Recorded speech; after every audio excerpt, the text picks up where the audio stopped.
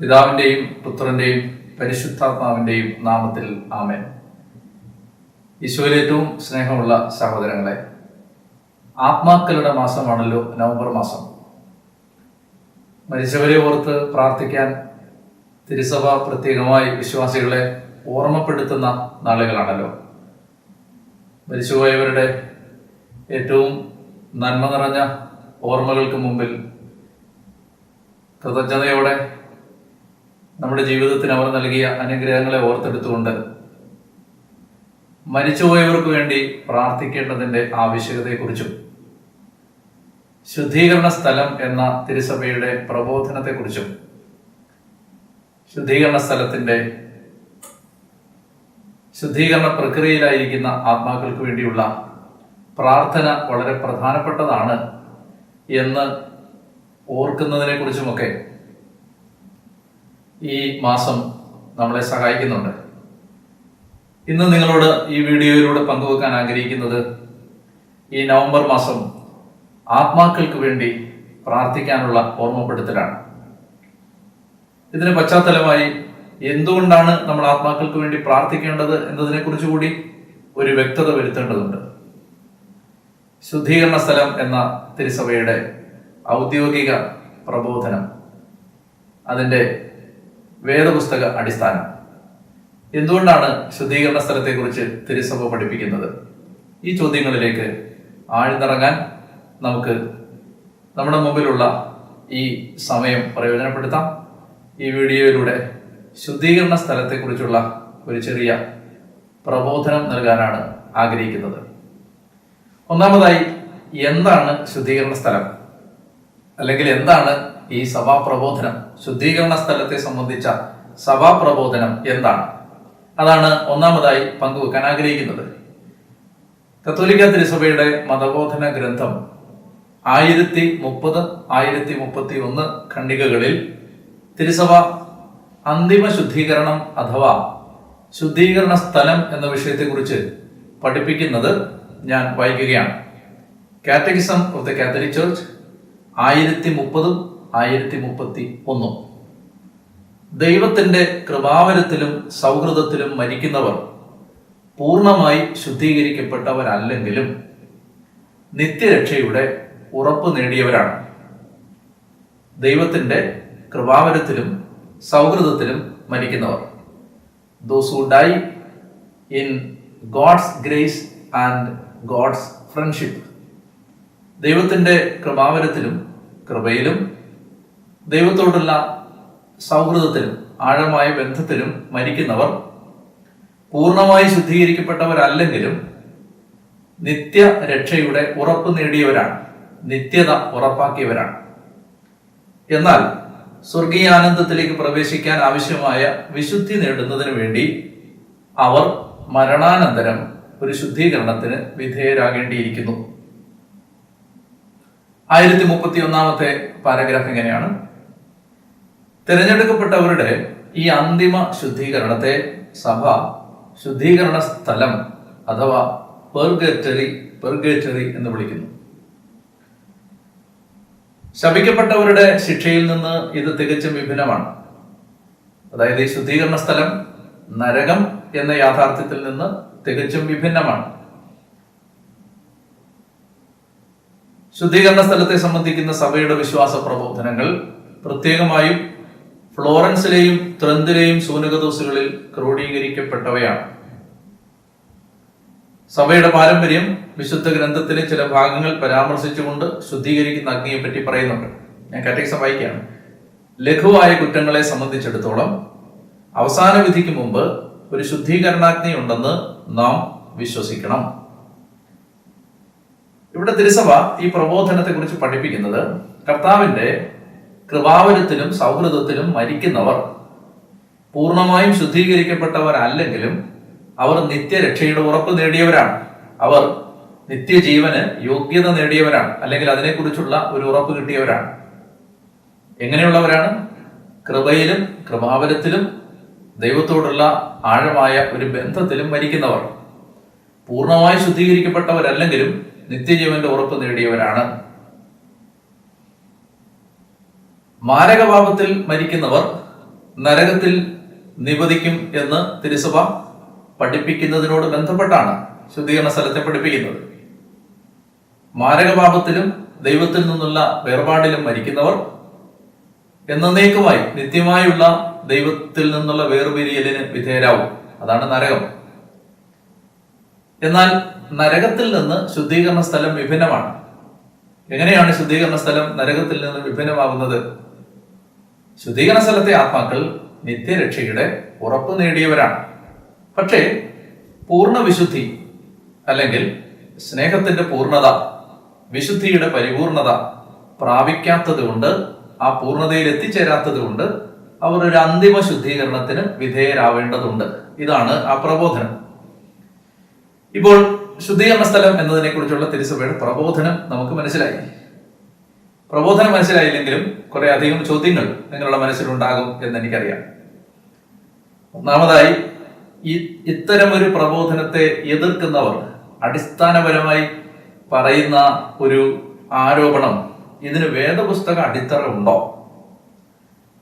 അപ്പോൾ അതുകൊണ്ട് നമ്മൾ ഒന്നാമതായി പരിശോധിക്കേണ്ടത്, ശുദ്ധീകരണ സ്ഥലം എന്ന തിരുസഭാ പ്രബോധനം കത്തോലിക്ക സഭയുടെ കണ്ടുപിടുത്തമാണോ, അതോ ഇത് വേദപുസ്തക അടിത്തറയുള്ള ഒരു പ്രബോധനമാണോ? നമുക്ക് തിരുവചനത്തിലേക്ക് ആഴമായ ഒരു ശ്രദ്ധ പതിപ്പിക്കേണ്ടതുണ്ട്. എന്താണ് ശുദ്ധീകരണ സ്ഥലം എന്ന പ്രബോധനത്തിന്റെ ബൈബിൾ അടിത്തറ? അതിന്റെ ഒന്നാമത്തെ വേദപുസ്തക അടിസ്ഥാനം,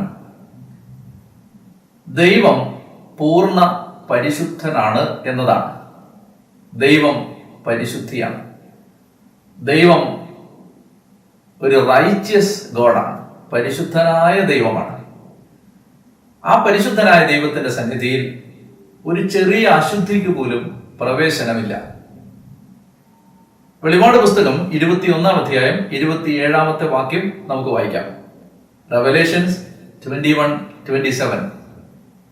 എന്നാൽ കുഞ്ഞാടിന്റെ ജീവഗ്രന്ഥത്തിൽ പേരെഴുതപ്പെട്ടവർ മാത്രമേ അതിൽ പ്രവേശിക്കൂ. ദൈവരാജ്യത്തെക്കുറിച്ച്, സ്വർഗരാജ്യത്തെക്കുറിച്ച് പറയുകയാണ്. കുഞ്ഞാടിന്റെ ജീവഗ്രന്ഥത്തിൽ പേരെഴുതപ്പെട്ടവർ മാത്രമേ അതിൽ പ്രവേശിക്കൂ. എന്നിട്ട് പറയുകയാണ്, അശുദ്ധമായത് ഒന്നും, മ്ലേച്ഛതയും കൗടില്യവും പ്രവർത്തിക്കുന്ന ആരും അതിൽ പ്രവേശിക്കുകയില്ല. ദൈവത്തിന്റെ പരിശുദ്ധിയുടെ സിംഹാസനത്തെ സമീപിക്കുന്നതിനെ കുറിച്ച് പറയുകയാണ്. സ്വർഗത്തിലെ പ്രവേശനത്തെ കുറിച്ച് യോഹന്നാൻ ശ്ലീഹ പഠിപ്പിക്കുകയാണ്. എന്താണ് അദ്ദേഹം പറയുന്നത്? അശുദ്ധമായത് ഒന്നും, മ്ലേച്ഛതയും കൗടില്യവും പ്രവർത്തിക്കുന്ന ആരും അതിൽ പ്രവേശിക്കുകയില്ല. ഇതിന് ഒരു വ്യക്തത ആവശ്യമുണ്ടെന്ന് തോന്നുന്നില്ല. യാതൊരു വിശദീകരണങ്ങളും ആവശ്യമില്ലാത്ത വിധത്തിൽ സെൽഫ് എക്സ്പ്ലനേറ്ററി ആണ് ഈ വാക്യം. ഈ വാക്യം അതിൽ തന്നെ വിശദീകരണം ഉൾക്കൊള്ളുന്നതാണ്. അശുദ്ധമായതൊന്നും ദൈവത്തിന്റെ പരിശുദ്ധിയുടെ മുമ്പാകെ ചെല്ലാൻ പറ്റില്ല. പഴയ നിയമം മുഴുവൻ അതല്ലേ പഠിപ്പിക്കുന്നത്. നിങ്ങൾ ചിലപ്പോൾ ചില പഴയ നിയമ ഭാഗങ്ങൾ വായിക്കുമ്പോൾ നിങ്ങളുടെ മനസ്സിൽ വലിയ സന്ദേഹം ഉണ്ടായിട്ടുണ്ടാവും, സംശയം ഉണ്ടായിട്ടുണ്ടാവും. ഉദാഹരണത്തിന്, വാഗ്ദാന പേടകത്തിന് നേരെ ഒരു വ്യക്തി ഊസാം എന്ന പേരുള്ള ഒരാൾ കൈ നീട്ടുമ്പോൾ തൽക്ഷണം അയാൾ മരിച്ചു പോകുന്നു. സീനായ് മലയിൽ ദൈവം ഇറങ്ങി വരുമ്പോൾ മലയെ സമീപിക്കുന്നത് മൃഗമാണെങ്കിൽ പോലും കല്ലെറിഞ്ഞ് കൊല്ലണം, മനുഷ്യര് തൊട്ടാൽ അവർ തൽക്ഷണം മരിച്ചു പോകും. എന്തുകൊണ്ടാണത്? അശുദ്ധമായതൊന്നും ദൈവത്തിന്റെ പരിശുദ്ധിയുടെ മുമ്പാകെ പ്രവേശിക്കില്ല. മറ്റൊരു വചനം ഞാൻ വായിക്കുകയാണ്. ഹബക്കൂക്കിന്റെ പുസ്തകം 1-ാം അധ്യായം 12-13 വാക്യങ്ങൾ. ഹബക്കൂക്കിന്റെ പുസ്തകം 1-ാം അധ്യായം 12-13. എന്റെ ദൈവമേ, അങ്ങ് അനാദി മുതലേ കർത്താവും പരിശുദ്ധനും അമർത്യനുമാണല്ലോ. എന്റെ ദൈവമേ, അങ്ങ് അനാദി മുതലേ കർത്താവും പരിശുദ്ധനും അമർത്യനുമാണല്ലോ. കർത്താവെ, നീ അവരെ ന്യായവിധിക്കായി നിയോഗിച്ചിരിക്കുന്നു. അഭയശിലയായവനെ അങ്ങ് അവരെ ശിക്ഷയ്ക്കായി നീക്കി വെച്ചിരിക്കുന്നു. 13-ാമത്തെ വാക്യം, അങ്ങയുടെ കണ്ണുകൾ തിന്മ ദർശിക്കാൻ അനുവദിക്കാത്ത വിധം പരിശുദ്ധമാണല്ലോ. അകൃത്യം നോക്കി നിൽക്കാൻ അങ്ങേക്ക് കഴിയുകയില്ല. അങ്ങയുടെ കണ്ണുകൾ തിന്മ ദർശിക്കാൻ അനുവദിക്കാത്ത വിധം പരിശുദ്ധമാണല്ലോ. അകൃത്യം നോക്കി നിൽക്കാൻ അങ്ങേക്ക് കഴിയുകയില്ല. അപ്പൊ ഒന്നാമത്തെ കാര്യം, ശുദ്ധീകരണ സ്ഥലത്തെ സംബന്ധിക്കുന്ന സഭാപ്രബോധനത്തിന്റെ വേദപുസ്തക അടിത്തറ, ഒന്നാമത്തെ ആശയം, പരിശുദ്ധനായ ദൈവത്തിന്റെ മുമ്പിൽ യാതൊരു അശുദ്ധിക്കും പ്രവേശിക്കാൻ കഴിയില്ല. അപ്പോൾ ഏതെങ്കിലും ഒരു മനുഷ്യൻ കർത്താവിന്റെ മുമ്പാകെ എത്തണമെങ്കിൽ പൂർണ്ണമായും വിശുദ്ധീകരിക്കപ്പെട്ടതിന് ശേഷം മാത്രമേ അത് സാധിക്കൂ. മറ്റൊരു വാക്യം ഞാൻ വായിക്കാം. മത്തായിയുടെ സുവിശേഷം 5-ാം അധ്യായം 26-27 വാക്യങ്ങൾ. നീ പ്രതിയോഗിയോട് വഴിക്ക് വെച്ച് തന്നെ വേഗം രമ്യതപ്പെട്ടുകൊള്ളുക, അല്ലെങ്കിൽ പ്രതിയോഗി നിന്നെ ന്യായാധിപനും ന്യായാധിപൻ സേവകനും ഏൽപ്പിച്ചു കൊടുക്കും. അങ്ങനെ നീ കാരാഗ്രഹത്തിൽ അടയ്ക്കപ്പെടും. അവസാനത്തെ ചില്ലിക്കാശും കൊടുത്തു വീട്ടുവോളം നീ അവിടെ നിന്ന് പുറത്തു വരികയില്ലെന്ന് സത്യമായി ഞാൻ നിന്നോട് പറയുന്നു. അവസാനത്തെ ചില്ലിക്കാശും കൊടുത്തു വീട്ടുവോളം നീ ആ കാരാഗ്രഹത്തിൽ നിന്ന് പുറത്തു വരില്ല. നിങ്ങൾ വിചാരിക്കുന്നുണ്ടാവും, ശുദ്ധീകരണ സ്ഥലത്തെ സംബന്ധിച്ച് പ്രബോധനം പഠിപ്പിക്കുമ്പോൾ എന്തിനാണ് ഈ വാക്യം വായിച്ചതെന്ന്. അതേ പറഞ്ഞുതരാം. കാരാഗ്രഹത്തിൽ നിന്ന് പുറത്തു വരണമെങ്കിൽ അവസാനത്തെ ചില്ലിക്കാശും കൊടുത്തു വീട്ടണം. പത്രോസിന്റെ 1-ാം ലേഖനം 3-ാം അധ്യായം 19-ാമത്തെ വാക്യത്തിൽ, 1 പത്രോസ് 3:19, ആത്മാവോടുകൂടി ഈശോമിശിഹ ബന്ധനസ്ഥരായ ആത്മാക്കളുടെ അടുത്തേക്ക് ചെന്ന് അവരോട് സുവിശേഷം പ്രസംഗിച്ചു എന്ന് പത്രോസിലേക്ക് എഴുതുന്നുണ്ട്. അവിടുന്ന് ആത്മാവോടുകൂടി ചെന്ന് ബന്ധനസ്ഥരായ ആത്മാക്കളോട് സുവിശേഷം പ്രസംഗിച്ചു. അവിടെ ഈ ബന്ധനസ്ഥരായ ആത്മാക്കൾ, ബന്ധനസ്ഥർ, തടവിലാക്കപ്പെട്ട ആത്മാക്കൾ, കാരാഗ്രഹത്തിലാക്കപ്പെട്ട ആത്മാക്കൾ, ഹോൾഡിംഗ് പ്ലേസിൽ നിൽക്കുന്ന ആത്മാക്കൾ, പത്രോസ്ലീഹായുടെ ലേഖനത്തിലെ ആശയമാണത്. ബന്ധനസ്ഥരായ ആത്മാക്കൾ. അവിടെ ഉപയോഗിച്ചിരിക്കുന്ന വാക്ക് ഗ്രീക്കിൽ PHULAKA, ഫുലാക്ക എന്ന വാക്കാണ്. ഫുലാക്ക. ഈ വാക്കാണ് മത്തായിയുടെ സുവിശേഷം 5-ാം അധ്യായത്തിൽ 26-ാമത്തെ വാക്യത്തിൽ അവസാനത്തെ ചില്ലിക്കാശും കൊടുത്തു വീട്ടുവോളം നീ ആ കാരാഗ്രഹത്തിൽ നിന്ന്, 25 മത്തായി 5:26, ആ കാരാഗ്രഹത്തിൽ നിന്ന് പുറത്തു വരില്ല. ആ കാരാഗ്രഹം, ഹോൾഡിംഗ് പ്ലേസ്, ബന്ധനത്തിലാക്കപ്പെടുന്ന ഇടം, ആ വാക്ക് ഫൂലാക്ക എന്ന വാക്കാണ്.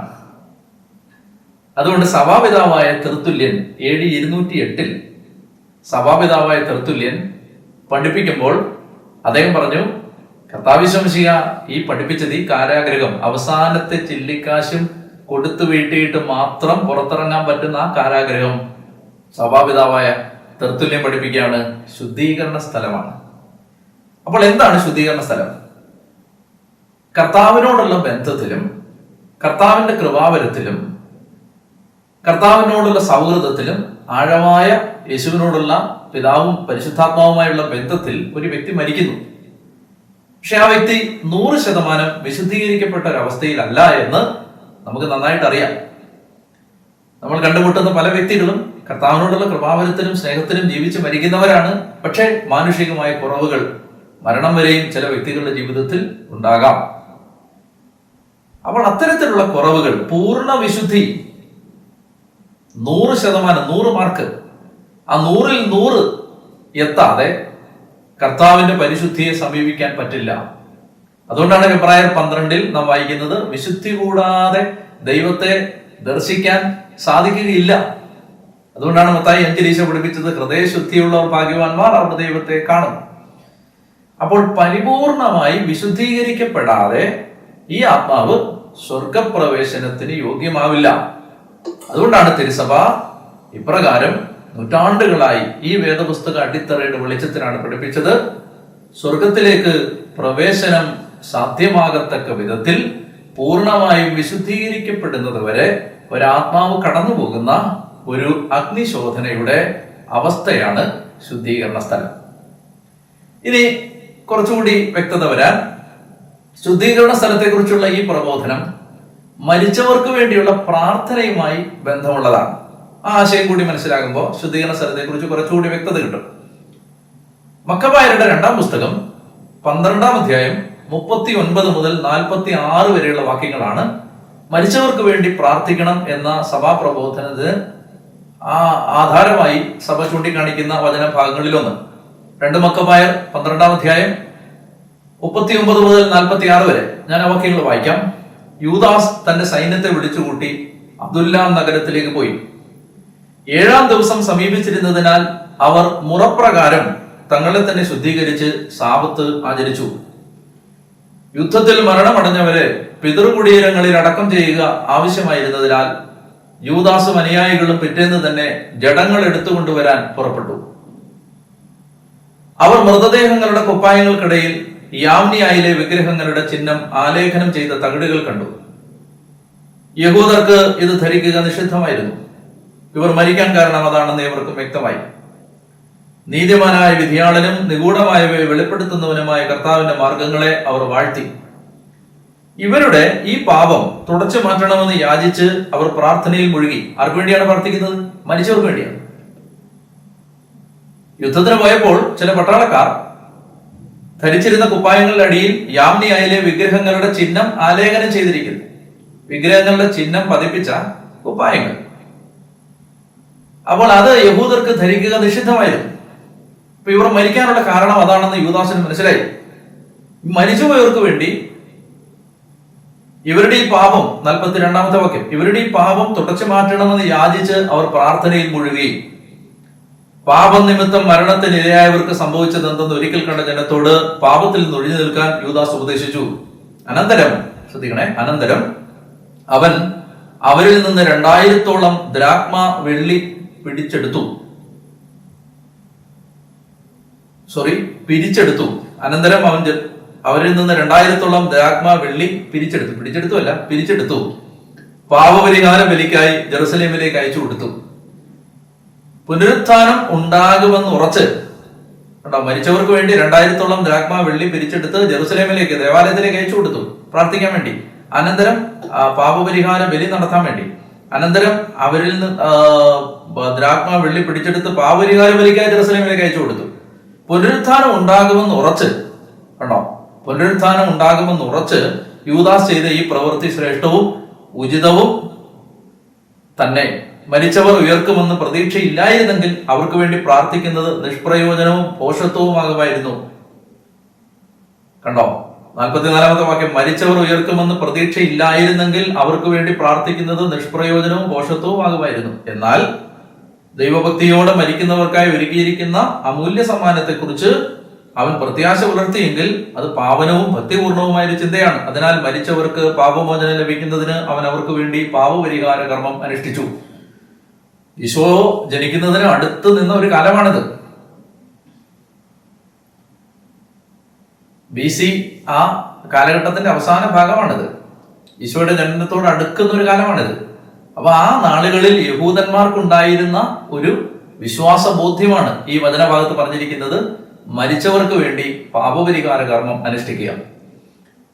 അപ്പോൾ മരിച്ചവർക്ക് വേണ്ടി പ്രാർത്ഥിക്കുന്നതും ശുദ്ധീകരണ സ്ഥലവും ആ പ്രബോധനവും തമ്മിൽ ബന്ധമുണ്ട്. അതുകൊണ്ടാണ് ശുദ്ധീകരണ സ്ഥലത്തെക്കുറിച്ചുള്ള പ്രബോധനത്തോട് ചേർത്ത് മരിച്ചവർക്ക് വേണ്ടിയുള്ള പ്രാർത്ഥനയെക്കുറിച്ച് കൂടി തിരുസഭ വിശ്വാസികളെ അനുസ്മരിപ്പിക്കുന്നത്. മരിച്ചവർക്ക് വേണ്ടി പ്രാർത്ഥിക്കുന്നത് യഥാർത്ഥത്തിൽ നരകത്തിൽ പോയ ആത്മാക്കൾക്ക് വേണ്ടിയുള്ള പ്രാർത്ഥനയല്ല, മറിച്ച് ശുദ്ധീകരണ സ്ഥലത്തെ ആത്മാക്കൾക്ക് വേണ്ടിയാണ്. അത് മനസ്സിലാക്കണം. എന്താന്ന് വെച്ചാല് ഈ നരകത്തിൽ പോയവരെ പ്രാർത്ഥിച്ച് സഹായിക്കാൻ പറ്റില്ല. സ്വർഗത്തിൽ പോയവർക്ക് നമ്മുടെ പ്രാർത്ഥന ആവശ്യമില്ല. അപ്പൊ യഥാർത്ഥത്തിൽ മരിച്ചവർക്ക് വേണ്ടിയുള്ള പ്രാർത്ഥന ശുദ്ധീകരണാത്മാക്കൾക്ക് വേണ്ടിയുള്ള പ്രാർത്ഥനയാണ്. ശുദ്ധീകരണ പ്രക്രിയയിൽ ഉൾപ്പെട്ടിരിക്കുന്ന വ്യക്തികൾക്ക് വേണ്ടിയുള്ള പ്രാർത്ഥനയാണ്. ഇനി മറ്റൊരു സംശയം വരാം, അങ്ങനെ മരണാനന്തരം ആരുടെയെങ്കിലും പാപം ക്ഷമിക്കപ്പെടുമോ? അതിന് വചനാടിത്തറ എന്തെങ്കിലും ഉണ്ടോ? നമുക്ക് പരിശോധിക്കാം. മത്തായിയുടെ സുവിശേഷം 12-ാം അധ്യായം 32-ാമത്തെ വാക്യം. മത്തായി 12:32, മനുഷ്യപുത്രനെതിരായി ആരെങ്കിലും ഒരു വാക്ക് പറഞ്ഞാൽ അത് ക്ഷമിക്കപ്പെടും. എന്നാൽ പരിശുദ്ധാത്മാവിനെതിരായി ആരെങ്കിലും സംസാരിച്ചാൽ ഈ യുഗത്തിലോ വരാനിരിക്കുന്ന യുഗത്തിലോ ക്ഷമിക്കപ്പെടില്ല. എന്തായി പറയുന്നത്? പരിശുദ്ധാത്മാവിനെതിരായി ആരെങ്കിലും സംസാരിച്ചാൽ അത് എവിടെ ക്ഷമിക്കപ്പെടില്ല?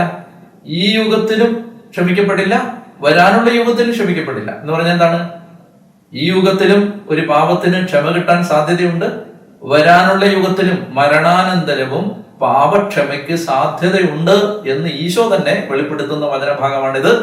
ഈ യുഗത്തിലും വരാനുള്ള യുഗത്തിലും പാപക്ഷമയ്ക്ക് ഒരു സാധ്യതയുണ്ട്. മരണാനന്തരവും ദൈവത്തിന് ഒരു വ്യക്തിയുടെ പാപം ക്ഷമിക്കാം, അല്ലെങ്കിൽ ആ വ്യക്തിക്ക് കരുണ കൊടുക്കാം, ആ വ്യക്തിയെ വിശുദ്ധീകരിക്കാം. ഇനി ശുദ്ധീകരണ സ്ഥലത്തെ സംബന്ധിച്ച ഏറ്റവും പ്രധാനപ്പെട്ട വചനഭാഗത്തിലേക്ക് നിങ്ങളുടെ ശ്രദ്ധയെ ഞാൻ ക്ഷണിക്കുകയാണ്. അപ്പോൾ ഇത് നമ്മൾ വായിക്കുമ്പോൾ അസാധാരണമായൊരു ശ്രദ്ധ നിങ്ങൾ തന്നില്ലെങ്കിൽ നിങ്ങൾക്ക് ഈ വചനഭാഗം മനസ്സിലാവില്ല. നന്നായിട്ട് ശ്രദ്ധിച്ച് നമുക്ക് കേൾക്കാം. കൊരിന്തോസുകാർക്ക് എഴുതിയ 1-ാം ലേഖനം 3-ാം അധ്യായം 11 മുതൽ 15 വരെയുള്ള വാക്യങ്ങൾ. 1 കൊരിന്തോസ് 3-ാം അധ്യായം 11 മുതൽ 15 വരെ. എനിക്ക് നൽകപ്പെട്ട ദൈവകൃപ അനുസരിച്ച് ഒരു വിദഗ്ധ ശില്പിയെ പോലെ ഞാൻ അടിസ്ഥാനമിട്ടു, മറ്റൊരുവൻ അതിന്മേൽ പണിയുകയും ചെയ്യുന്നു. എപ്രകാരമാണ് താൻ പണിയുന്നതെന്ന് ഓരോരുത്തരും ഗൗരവപൂർവ്വം ചിന്തിക്കട്ടെ. എപ്രകാരമാണ് താൻ പണിയുന്നതെന്ന് ഓരോരുത്തരും ഗൗരവപൂർവ്വം ചിന്തിക്കട്ടെ. യേശുക്രിസ്തു എന്ന അടിസ്ഥാനം സ്ഥാപിക്കപ്പെട്ട് കഴിഞ്ഞു.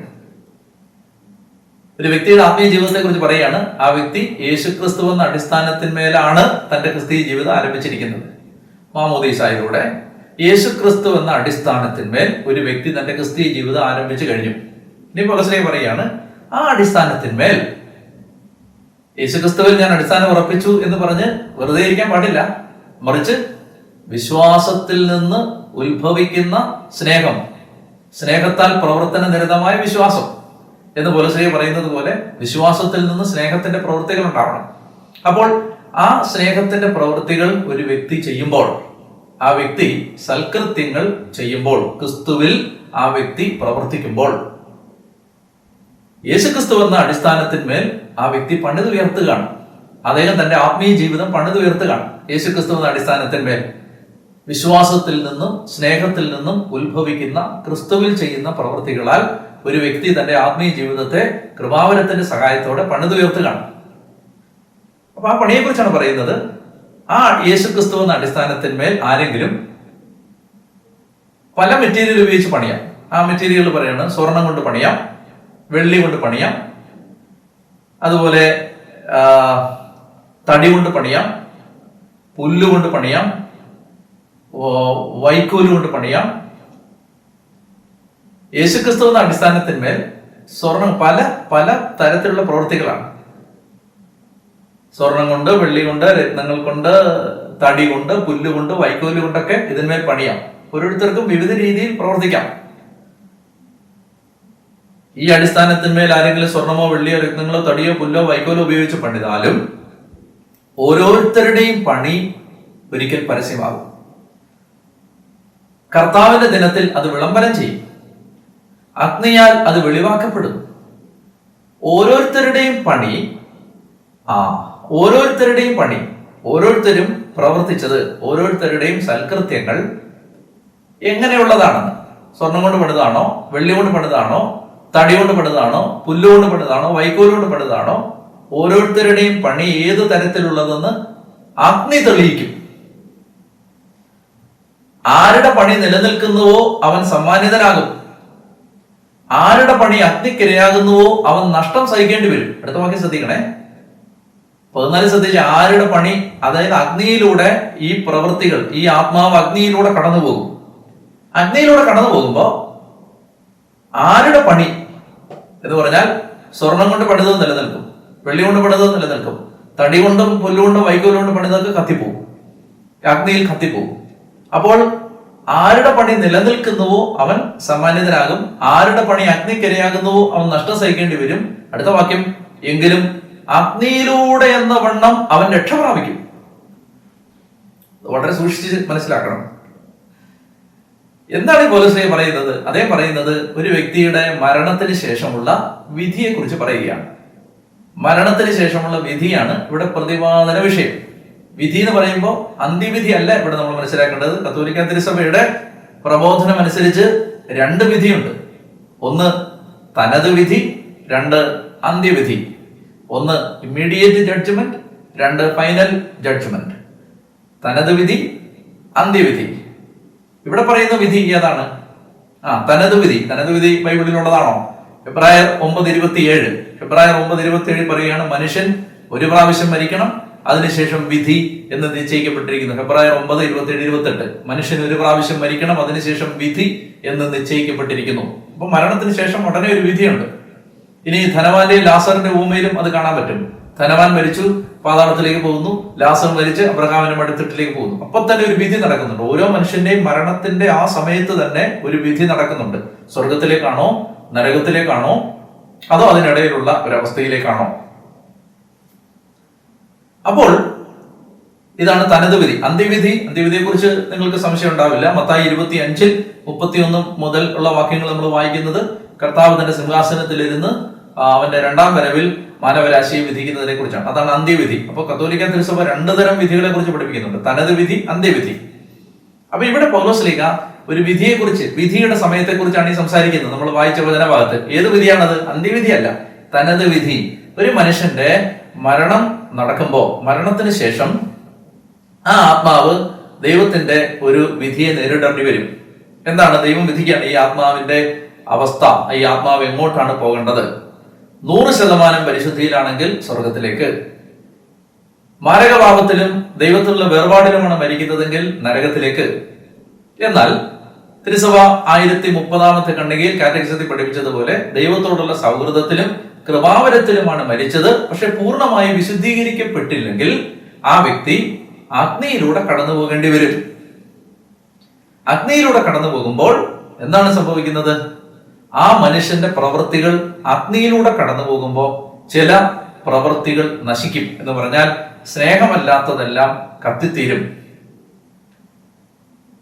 സ്നേഹത്തിന്റെ പ്രവൃത്തികൾ കൂടുതൽ ഭംഗിയാകത്തക്ക വിധത്തിൽ, കൂടുതൽ പൂർണ്ണമാകത്തക്ക വിധത്തിൽ വിശുദ്ധീകരിക്കപ്പെടും. സ്വർണം അഗ്നിയിലൂടെ അതിനെ മാറ്റുകൂട്ടുന്നത് പോലെ നമ്മൾ ചെയ്ത നല്ല പ്രവൃത്തികൾ ദൈവികമായ കർത്താവിന്റെ കണ്ണിലെ നല്ല പ്രവൃത്തികളായി കർത്താവിന് സ്വീകാര്യമായ വിധത്തിൽ അഗ്നിയിലൂടെ കുറച്ചുകൂടി വിശുദ്ധീകരിക്കപ്പെടും. സ്നേഹമല്ലാത്തതെല്ലാം കത്തിപ്പോവും, സ്നേഹം മാത്രം തിളക്കമുള്ളതായിട്ട് മാറും. ചിലത് നശിക്കും, ചിലത് ശുദ്ധീകരിക്കപ്പെടും. ആ അവസ്ഥയാണ് ശുദ്ധീകരണ സ്ഥലം. ഇതാണ് ശുദ്ധീകരണ സ്ഥലത്തിന്റെ വേദപുസ്തക അടിസ്ഥാനം. അപ്പൊ നമുക്ക് വേണമെങ്കിൽ ചിന്തിക്കാം, ഇത് സ്വർഗത്തിലാണോ നടക്കുന്നത്? അല്ല, സ്വർഗത്തിലല്ല. കാരണം എന്താണ്?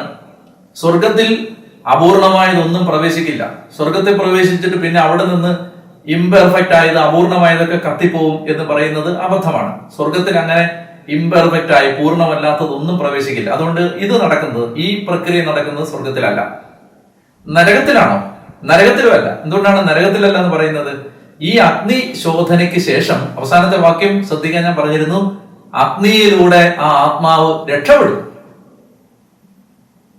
അപ്പൊ ഇത് നരകത്തിലല്ല. നരകത്തിൽ പോയ ആത്മാവ് പിന്നീട് ഒരിക്കലും രക്ഷ പ്രാപിക്കാൻ കഴിയുമെന്ന് തിരുസഭയോ ബൈബിളോ പഠിപ്പിക്കുന്നില്ല. നിത്യ നരകമാണ്, അവിടെ നിന്ന് ഒരു മോചനമില്ല. അപ്പൊ സ്വർഗത്തിലും അല്ല, നരകത്തിലും അല്ല, ഇതിനിടയിലുള്ള ഒരു ശുദ്ധീകരണ അവസ്ഥയെ തിരുസഭ വിളിക്കുന്ന പേരാണ് പെർഗേറ്ററി അഥവാ ശുദ്ധീകരണ സ്ഥലം. സ്നേഹത്തിന്റെ പൂർണ്ണതയിൽ എത്തുന്നത് വരെ അഗ്നിയിലൂടെയുള്ള ഈ ശുദ്ധീകരണം ഒരാത്മാവ് കടന്നു പോകേണ്ടി വരും. ഇവിടെയാണ് മരിച്ചവർക്ക് വേണ്ടിയുള്ള പ്രാർത്ഥനയുടെ സാങ്കത്യം. മരിച്ചുപോയ ആത്മാക്കൾക്ക് വേണ്ടി, ശുദ്ധീകരണ പ്രക്രിയയിൽ ഉൾപ്പെട്ടിരിക്കുന്ന ആത്മാക്കൾക്ക് വേണ്ടി പരിശുദ്ധ കുർബാനയും പരിഹാര പ്രാർത്ഥനകളും ഉപവാസവും പ്രായശ്ചിത്ത പ്രവൃത്തികളും കാരുണ്യ പ്രവൃത്തികളും വഴി ഈ ശുദ്ധീകരണ പ്രക്രിയയിൽ ഉൾപ്പെട്ടിരിക്കുന്ന ആത്മാക്കളെ നമുക്ക് സഹായിക്കാൻ പറ്റും. ശുദ്ധീകരണാത്മാക്കൾ ആരും തന്നെ നരകത്തിൽ പോവില്ല, കാരണം അവർ നിത്യരക്ഷ ഉറപ്പാക്കിയവരാണ്. എന്നാൽ അവരുടെ ശുദ്ധീകരണ സ്ഥലത്തെ ആ ശുദ്ധീകരണ പ്രക്രിയയുടെ കാലം കുറയ്ക്കാൻ നമ്മുടെ പ്രാർത്ഥനകൾക്കും നമ്മുടെ ജീവകാരുണ്യ പ്രവർത്തനങ്ങൾക്കും പരിഹാര പ്രാർത്ഥനകൾക്കും അവരെ സഹായിക്കാൻ പറ്റും. പൂർണ്ണ വിശുദ്ധിയിലെത്താതെ ഒരാത്മാവും സ്വർഗത്തിലേക്ക് പ്രവേശിക്കില്ല. അതുകൊണ്ട് ഒരുപക്ഷെ നമ്മുടെ കുടുംബത്തിൽപ്പെട്ട അനേക ആത്മാക്കൾ ശുദ്ധീകരണ സ്ഥലത്തെ ശുദ്ധീകരണാഗ്നിയിലൂടെ കടന്നു പോവുകയാകാം. സ്നേഹമുള്ള മനുഷ്യരായ നമ്മൾ ചെയ്യേണ്ടത് ആത്മാക്കൾക്ക് വേണ്ടി പ്രാർത്ഥിക്കുക എന്നുള്ളത്. എൻ്റെ ഒരു അനുഭവത്തിൽ കരുണയുടെ ജപമാലയാണ് പരിശുദ്ധ കുർബാന കഴിഞ്ഞാൽ ശുദ്ധീകരണ ആത്മാക്കൾക്ക് വേണ്ടി സമർപ്പിക്കാവുന്ന ഏറ്റവും നല്ല പ്രാർത്ഥനകളിലൊന്ന്. 1000 കരുണക്കൊന്ത ഈ നവംബർ മാസം എല്ലാ ശുദ്ധീകരണാത്മാക്കൾക്കും വേണ്ടി സമർപ്പിച്ച് പ്രാർത്ഥിക്കാൻ കഴിഞ്ഞാൽ, ഇനി 1 മാസം കൊണ്ട് അത് ചൊല്ലി പൂർത്തിയാക്കാൻ പറ്റില്ലെങ്കിൽ 2 മാസം കൊണ്ടോ 3 മാസം കൊണ്ടോ 6 മാസം കൊണ്ടോ ഒക്കെ 1000 കരുണക്കൊന്ത ശുദ്ധീകരണാത്മാക്കൾക്ക് വേണ്ടി ചൊല്ലി കാഴ്ചവെക്കാൻ നിങ്ങളുടെ കുടുംബത്തിന് കഴിഞ്ഞാൽ അത്ഭുതകരമായ ഒരു വ്യത്യാസം നിങ്ങളുടെ ആത്മീയ ജീവിതത്തിലും ശുദ്ധീകരണ പ്രക്രിയയിൽ ആയിരിക്കുന്ന ആത്മാക്കളുടെ ആ അവസ്ഥയിലും ഉണ്ടാകും എന്ന കാര്യത്തിൽ സംശയമില്ല. ശുദ്ധീകരണ സ്ഥലത്ത് നിന്ന് സ്വർഗത്തിലേക്ക് പോകുന്ന ഓരോ ആത്മാവും നിങ്ങൾ സ്വർഗത്തിലെത്തുന്നതുവരെ, നിങ്ങൾ പൂർണ്ണമായും വിശുദ്ധീകരിക്കപ്പെടുന്നതുവരെ നിങ്ങൾക്ക് വേണ്ടി പ്രാർത്ഥിച്ചുകൊണ്ടും ഇരിക്കും. ദൈവം നിങ്ങളെല്ലാവരെയും അനുഗ്രഹിക്കട്ടെ. ഈ നവംബർ മാസം ആത്മാക്കൾക്ക് വേണ്ടി പ്രാർത്ഥിക്കാം.